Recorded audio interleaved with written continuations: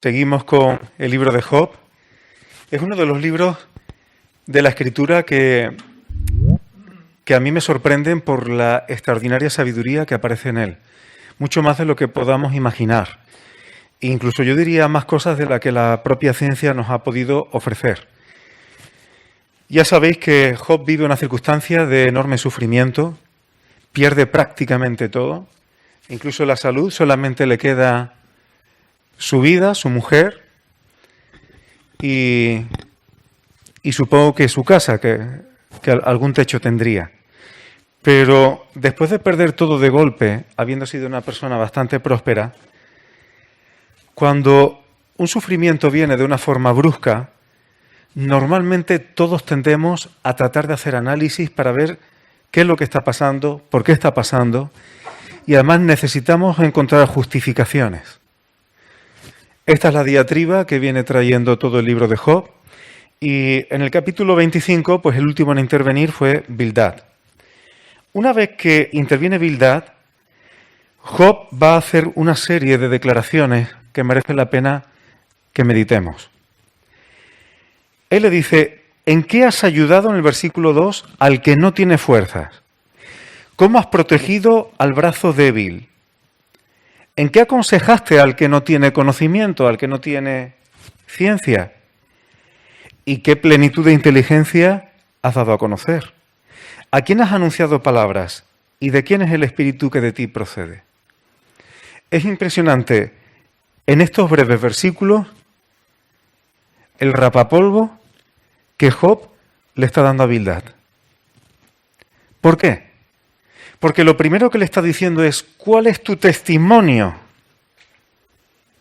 ¿Cuál es tu testimonio? ¿En qué has ayudado a tu prójimo? ¿Cómo has amado al prójimo? Y luego le dice: ¿cuál es tu consejo al que no sabe? Y al final le termina diciendo: si tú al fin y al cabo eres hombre, ¿no proviene tu espíritu de Dios? Pero esto es importante, hermanos. Job desautoriza a Bildad primeramente por su testimonio. Si no, no le diría: ¿en qué has ayudado al que no tiene fuerzas y cómo has protegido al brazo débil? Y quiero subrayar esto porque es muy importante, hermanos, nuestro testimonio delante de los demás antes de dar consejos. ¿Cómo somos con el débil? ¿Cómo somos con el que no tiene fuerza? Y a partir de ahí podemos dar consejo de lo alto. Pero si no, se nos queda el Evangelio solamente en palabras. Por eso Job, como vamos a decir damnificado, lo primero que le dice a Bildad: pero bueno, ¿cuál es tu amor al prójimo? Muéstrame en qué ayudas al débil. Y luego lo que hace Job es virar el enfoque desde el hombre a Dios. Y ahora va a decir Job algunas cosas que son extraordinarias. Por eso no comprendemos a Dios muchas veces. Por eso no alcanzamos ni una mínima parte de su sabiduría. Dice el versículo 6 que el Seol, a donde van los muertos, está descubierto delante de él. Y fijaos, si esto es así, que en el propio Apocalipsis a Juan se le permitió ver algo que está en manos de Dios y del Señor Jesucristo. El ver a los muertos. Porque dice: y vi las almas de los decapitados, que le pedían a Dios justicia. Hay cosas que solamente están delante de la vista de Dios. Delante de Dios está abierta la muerte. Dios puede ver a cada uno de los que han partido de este mundo. Por eso algunos piensan que eso de las almas de los decapitados dirigiéndose al Señor, que bueno, que todo eso es simbólico y que no es así, que cuando morimos dejamos de existir, basándose en un texto sacado de contexto de Eclesiastés. Pero eso sería otro tema. Pero yo creo, y lo he comentado con algunos hermanos en más de una ocasión, para mí uno de los mejores libros para tratar cuestiones de doctrina fundamental es Apocalipsis, porque es el único libro de la Biblia escrito por Jesús. La revelación que Dios le dio a Jesús y por medio de su ángel se le dice a Juan que la escriba. Así que el único libro de la Biblia escrito por Jesús hay que prestarle mucha atención. Ahí hay no solamente profecías de futuro, ahí hay también doctrina fundamental y se puede inferir de muchos textos. Merece la pena prestarle atención a Jesús en todo. Seguimos adelante. Versículo 7. Él extiende el norte sobre vacío, cuelga la tierra sobre nada. Fijaos qué cosa nos está diciendo la palabra. Que el norte va sobre vacío y que la tierra no está colgada, no está soportada sobre nada, está en el aire, por decirlo de alguna forma. Luego dice que Dios ata las aguas en sus nubes. Y hermanos, por muy acostumbrado que estemos a eso y se estudia en primaria el proceso del agua, pero ¿quién tiene la capacidad de poder hacer esto sino Dios? Además, si uno lo piensa, es una maravilla. El agua pesa, tiene presión, puede ser destructiva, pero también puede dar vida. Y ese mismo agua que tiene esa densidad, Dios coge y la puede hacer volar en forma de vapor. Y ahí están. Y cuando tiene que caer, cae. Eso es una maravilla, hermanos. Y no porque sea algo a lo que estamos acostumbrados, no deja de ser una maravilla, hecha por Dios. Luego el versículo 9 dice algunas cosas como para meditarlas. Simplemente lo subrayo. Dice que Él encubre la faz de su trono. Cuando la gente dice, yo si no veo no creo, pues eso es un problema de la gente, porque Dios, por los motivos que sean, no quiere o encubre su trono en el cielo. Lo encubre, no deja que lo veamos. Dice Proverbios que honra del rey es encubrir un asunto. Y a ver quién le discute. Sus motivos tendrá. Pero dice que también, y sobre él extiende su nube. Extiende su nube sobre el trono. No es el motivo de esta exposición, pero ¿cuántas veces Dios no se presenta sobre nubes? O se oculta sobre nubes. Eso lo tenemos en el Antiguo Testamento, pero también cuando Jesús fue alzado, hubo un momento en que le cubrió una nube. Y de esta misma forma vendrá. Dice que vendrá sobre las nubes, dice el apóstol Pablo a los tesalonicenses. La importancia de la nube, que también está extendida sobre el trono de Dios. El versículo 10 dice que puso límite a la superficie de las aguas. ¿Qué ocurriría si las aguas traspasaran sus límites? No habría vida. Cuando Dios pone límites es para facilitar la vida. Cuando Dios pone límites son barreras de protección para la vida. Cuando yo doy seminarios de ética cristiana, este asunto lo toco siempre. Los principios del por qué la ética y la moral como hijos de Dios es porque los límites son como vallas a un campo inmenso, pero siempre nos agrada irnos a la valla.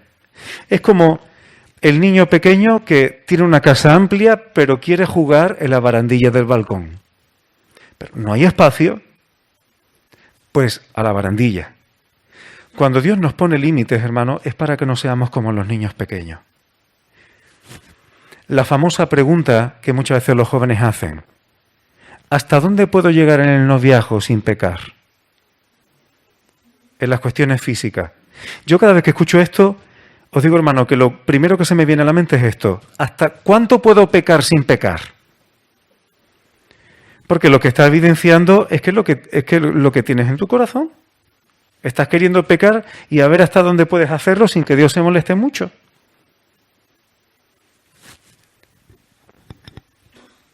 Aunque no es el tema.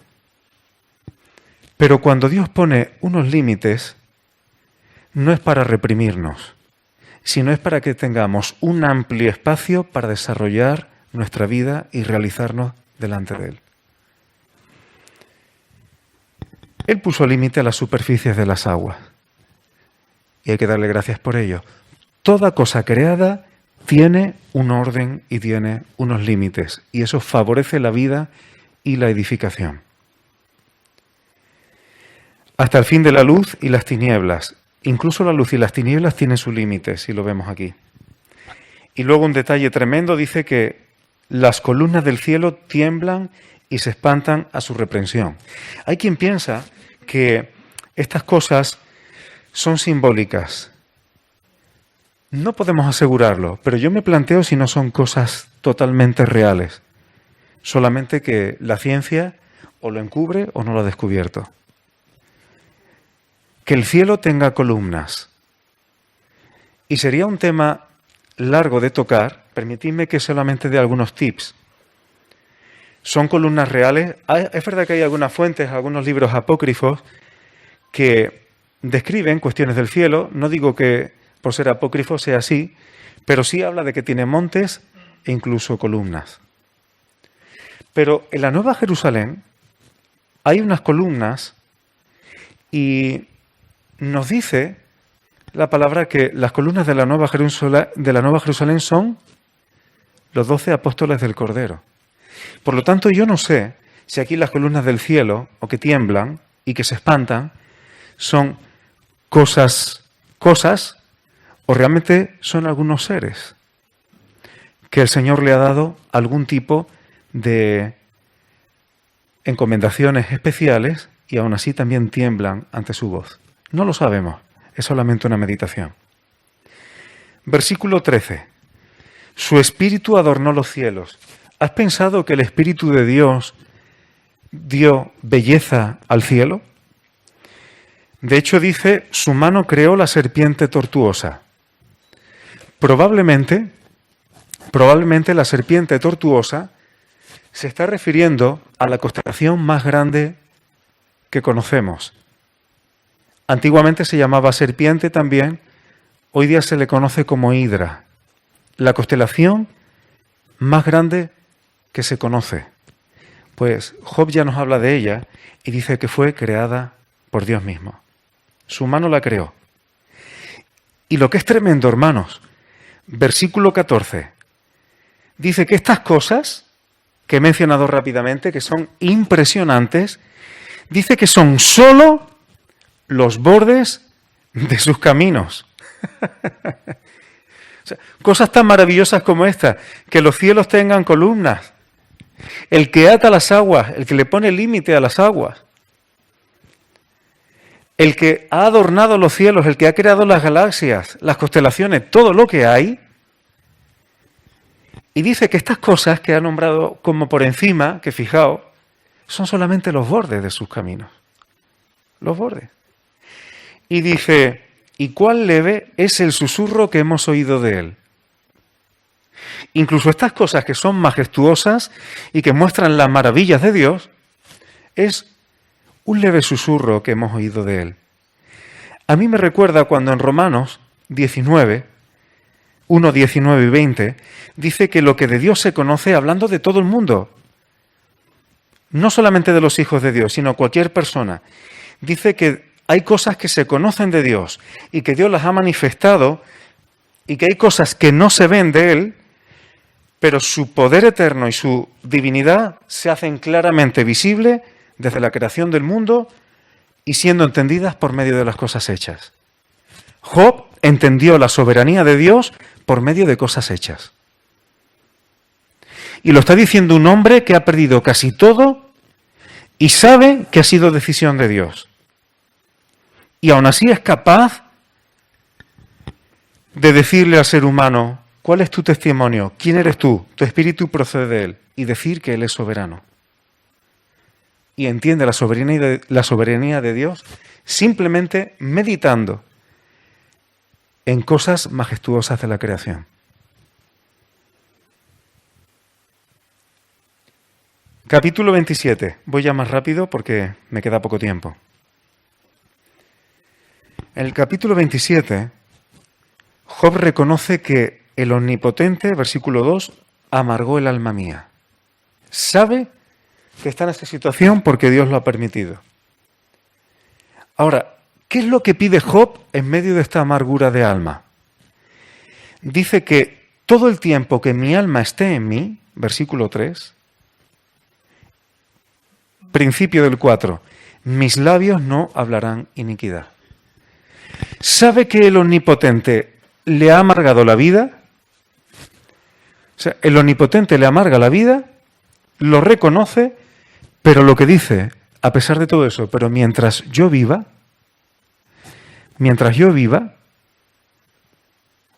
que mis labios no hablen maldad. Tremendo. ¿Qué sería lo primero que tú pedirías si tienes un sufrimiento grande? A Dios. Lo primero que tú dirías, Señor, que mientras yo viva, mis labios no hablen maldad. O Señor, quítame esta loza de encima. Job era un hombre maduro. Era un hombre maduro. Y luego reconoce, versículo 8, dice, ¿cuál es la esperanza del impío? Por mucho que hubiere robado, cuando Dios le quitare la vida. ¿De qué sirve la impiedad cuando nos vayamos de aquí? Dice el versículo 10, se deleitará en el Omnipotente, invocará a Dios en todo tiempo. ¿El impío va a deleitarse en Dios? Dice, rico se acuesta, versículo 19, pero por última vez abrirá sus ojos y nada tendrá. Por eso Jesús nos dijo que hiciéramos tesoros en los cielos. Toda la palabra tiene mucha unidad. Lo que dice Job es que una vez que pase esta vida, lo único que nos queda es deleitarnos en Dios. Lo único que tenemos es poderle invocar, porque después de Él no hay nada más. ¿Qué tenemos que nos podamos llevar? Pablo también habla de estos asuntos. Paso al 28, me quedan 2 minutos y 3 minutos y quiero ser fiel. Job dice, versículo 12, ¿dónde se hallará la sabiduría? ¿Dónde está el lugar de la inteligencia? No conoce su valor el hombre, ni se halla en la tierra de los vivientes. La verdadera sabiduría, la inteligencia, no está en los seres humanos. No está en esta creación sujeta a vanidad. No se puede comprar, versículo 15, por oro. ¿Quién es el único que entiende sabiduría e inteligencia de verdad? Dios, versículo 23. Y el único que entiende el camino de la sabiduría, de la inteligencia y de lo que merece la pena de verdad en la existencia humana, ¿qué le dijo al hombre? Versículo 28. Y lo hemos leído en el Salmo 111, cuando Néstor lo ha introducido. He aquí que el temor del Señor es la sabiduría y el apartarse del mal, la inteligencia. No hay nada más sabio, no hay nada más inteligente, no hay nada más sensato. No hay mayor ciencia para los que estamos debajo del sol que esto. Lo ha revelado el Dios Altísimo y lo repite en su palabra varias veces. Capítulo 29. Dice el versículo 2 Job, ¿quién me volviese como en los meses pasados, como en los días en que Dios me guardaba? Job echaba de menos el tiempo pasado, pero echaba de menos la protección de Dios. Pero dice el versículo 3, ¿qué es lo que echaba de menos verdaderamente Job? Porque ahora no entiende, ahora no sabe, no dilucida lo que está pasando. Dice, cuando hacía resplandecer sobre mi cabeza su lámpara, a cuya luz yo caminaba en la oscuridad. Lo que Job echaba de menos, un hombre que ha perdido sus hijos. No dice, cuando yo estaba con mis hijos, charlaba con ellos. ¿Habrá cosas más grandes que esa?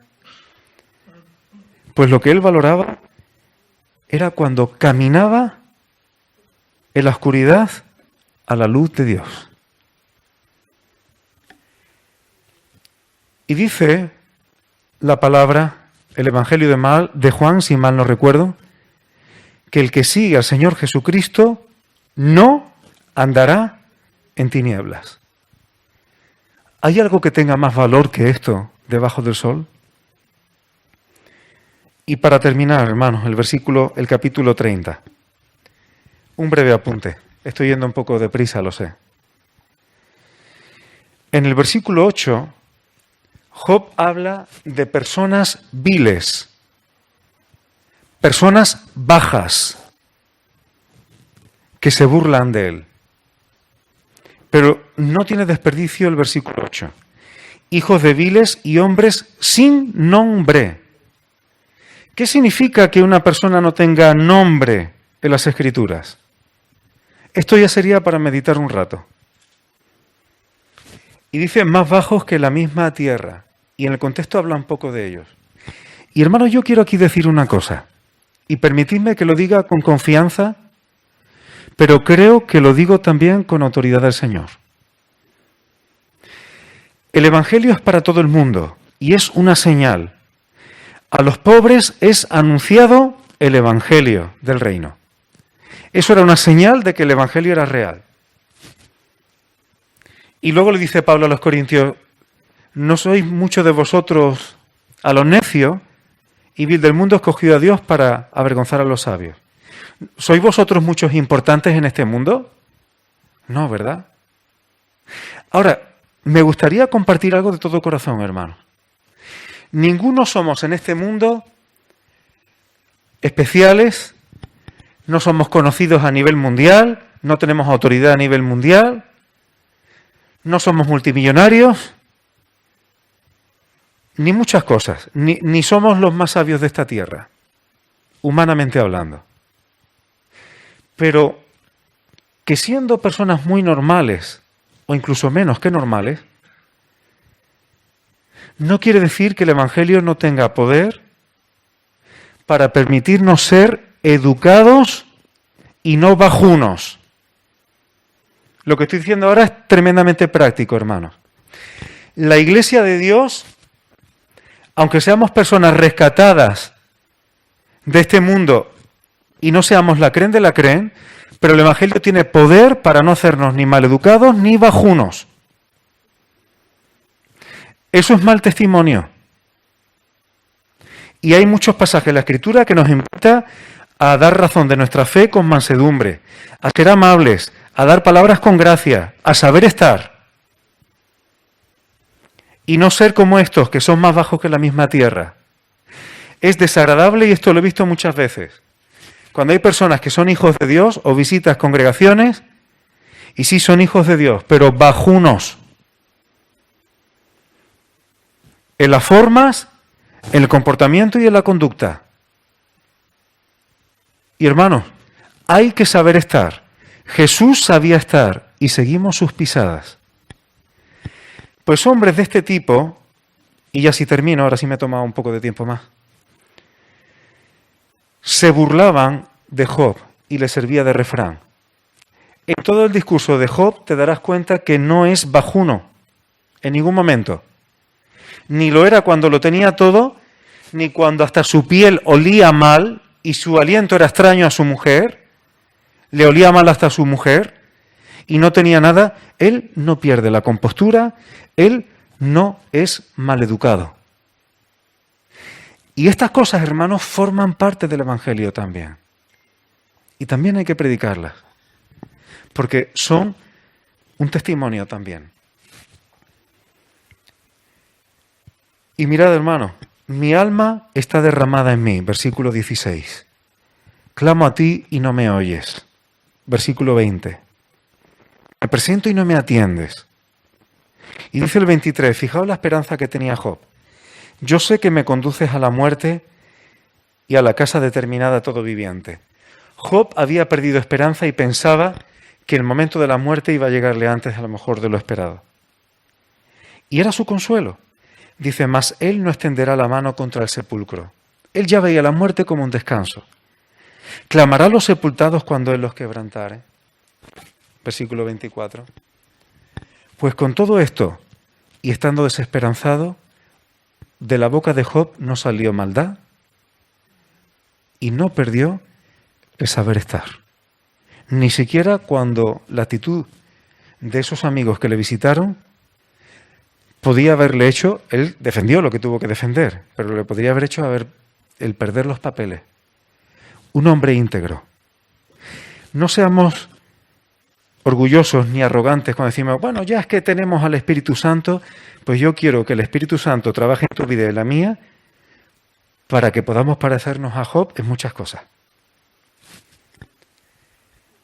Yo quiero que el Espíritu Santo trabaje en tu vida y en la mía para que si el Señor nos tiene que llevar como a Enoc para no ver muerte, lo haga así también. Porque hay muchos héroes de fe, hermanos, en el Antiguo Testamento, personas que conocieron a Dios de cerca. Y son un ejemplo también para nosotros. Bendito sea su nombre.